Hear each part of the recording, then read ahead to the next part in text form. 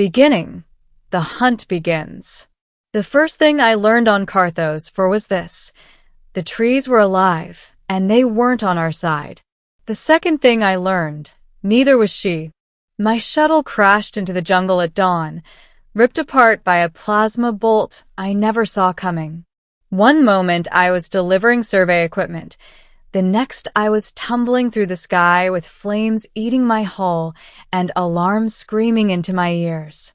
When I woke, the wreckage was scattered across the canopy, and a humid, emerald haze pressed into my lungs. The jungle buzzed, clicked, and whispered like tens of thousands of unseen throats were chanting a language I didn't understand. I tried my calm. Nothing but static. I dragged myself out of the broken cockpit with one working arm and one working leg, grabbed the emergency pack, and started moving. No direction, just away from the crash. Away from the smoke that would draw predators of all kinds. But after barely 10 minutes, I found something far worse than any predator. A spear, still warm, embedded in a nearby trunk. Feathered fletching. Lightweight composite shaft. Hunter grade. Someone had fired it recently. Someone skilled. Then I heard her voice echo through the canopy. Pilot. I know you're alive. You can come out now. I froze. Her accent was unmistakable. A Dravanti Huntress. A species bred in the outer reaches for tracking, combat, and the one sport they loved above all. Pursuit of worthy prey. And I had become the prey. Branches shifted. Birds scattered. A silhouette moved with impossible grace. She stepped into a beam of filtered sunlight. Tall. Muscular. Skin like obsidian marked with glowing emerald tattoos.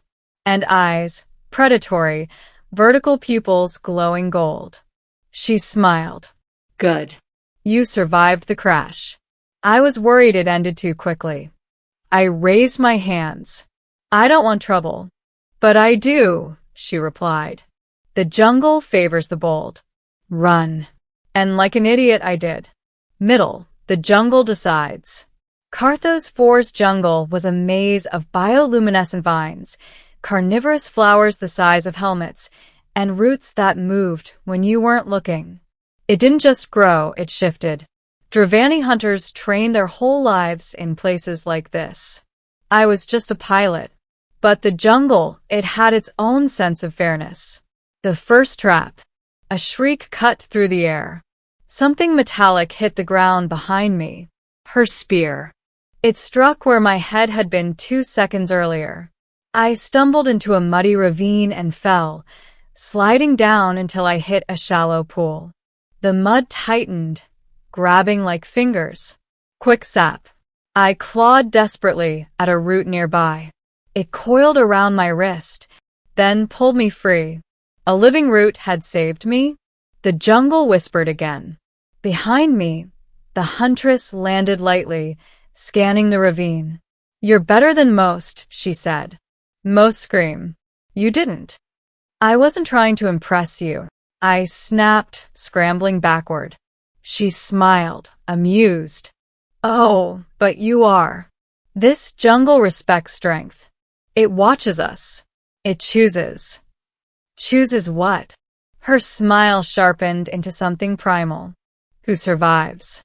A shift in power hours passed. She stalked me relentlessly, appearing in the trees, in reflections on bioluminescent pools, in the corner of my eye. Every time I thought I lost her, she was there. But the jungle intervened again and again. Vines moved in my path to block her sightline. A swarm of tiny winged insects avoided me but attacked her, forcing her to retreat temporarily. Even a massive stone carapace beast lumbered out at one point, then simply let me pass, turning away as if bored. She noticed, and she didn't like it. This is impossible, she said, watching the beast ignore me. You're favored. I don't even know what that means. The jungle doesn't help off-worlders. It tests them, breaks them. But you, she narrowed her eyes. It's protecting you. I'm not asking it to. She paced, thinking deeply enough that her predatory playfulness momentarily faded. This changes the hunt, she said quietly. If the jungle has chosen you, she didn't finish her sentence, but the fear in her eyes told me everything. She wasn't hunting prey anymore. She was hunting something the jungle wanted. And that meant the jungle wanted something from me. The turning point that night, the sky glowed with violet streaks, Carthos firestorms, deadly electrical bursts that split trees and boiled water. I found shelter under an ancient stone arch overgrown with vines. As I huddled inside, trying to rest, she appeared in the entrance, dripping, exhausted, burned in a few places. She sat opposite me. "Why aren't you running?" she asked. "Storm will kill us both." "You think I fear death?" "No," I said quietly. "I think you're cold."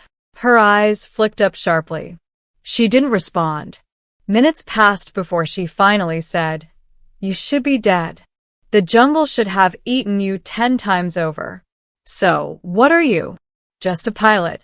Liar." She stared at the vines that had wrapped protectively over the entrance during the storm. No jungle chooses a man for nothing. "So, what does it want?" I asked. She hesitated, then said something no Dravanti hunter should ever admit. "I don't know." Her voice wasn't mocking, or cold, or predatory. It was uncertain. That scared me more than anything. When the jungle turned, the storm faded. The vines slowly retreated.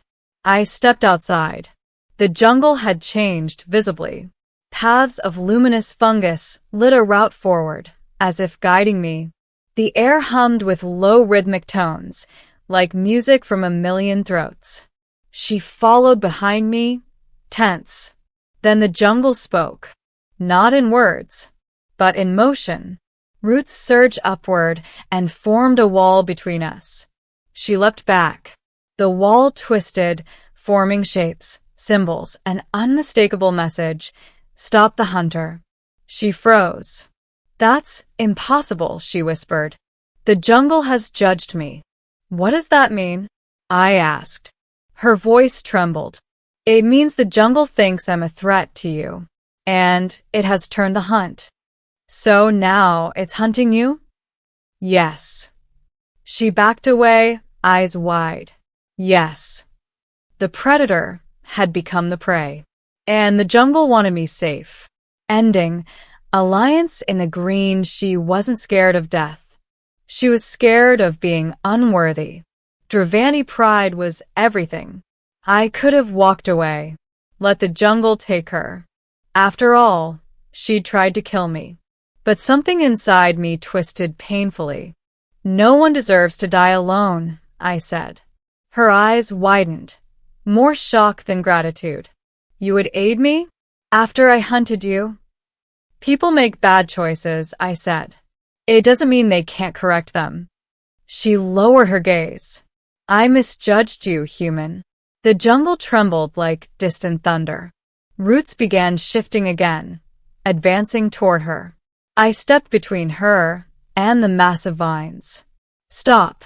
I shouted instinctively. The vines halted. The jungle paused. She whispered, "It listens to you." I swallowed hard. I don't want it to kill her. The ground pulsed beneath my feet, vibrating like a heartbeat. Then the vines slowly withdrew. The verdict was clear. The jungle would not harm her, because I had chosen otherwise. Her voice broke. "You gave me mercy even when the jungle would not." She knelt, fists pressed to the ground, head bowed. In Dravanti law, a spared hunter owes life debt. "I swear mine to you." "I don't want a servant," I said. She looked up, golden eyes glowing. "Then I will be something else." "What?" "A guardian. A companion. A hunter who hunts beside you, not against."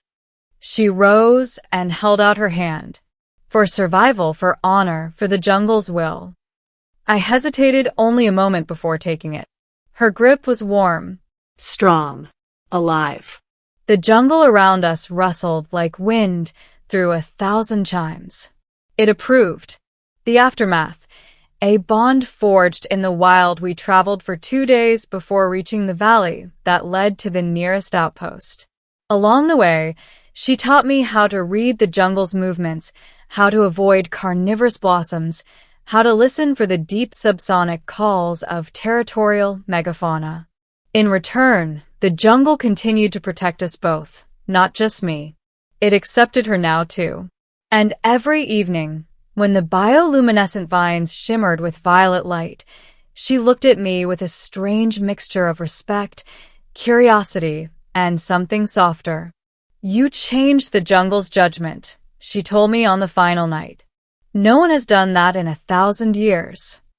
I didn't change anything, I said. I just didn't want you to die. That, she whispered, is why it chose you. We reached the outpost at dawn. My distress beacon pinged. A rescue shuttle was already inbound. She watched it descend. This is where we part ways, she said. I felt something sink inside me.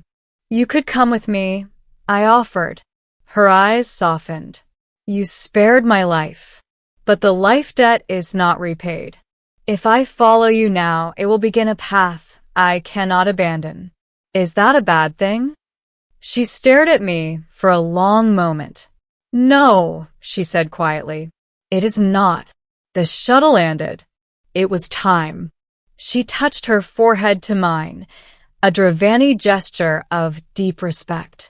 When you call, she whispered, I will come. Jungle chosen. And with a final backward glance, she vanished into the trees, silent as ever, but no longer my hunter. Something told me I'd see her again. Something told me the jungle wasn't done with us. And deep down, I wasn't sure I wanted it to be.